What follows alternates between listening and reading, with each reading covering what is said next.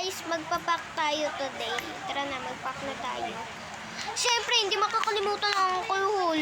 Ganyan man talaga atin eh. So, tara na, magpack na tayo. Dalawa lang to, te.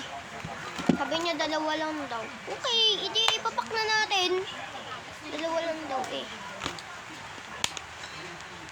Baby, ang ano ng gulo na ng lagayan ko ng alcohol. Diyos ko po. Ito na guys. So, tapos na guys. Dalawa lang siya.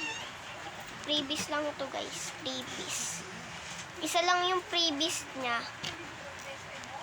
Freebies niya. Nagbablog ako.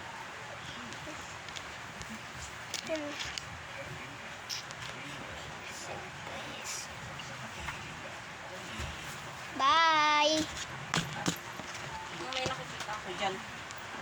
Kaping.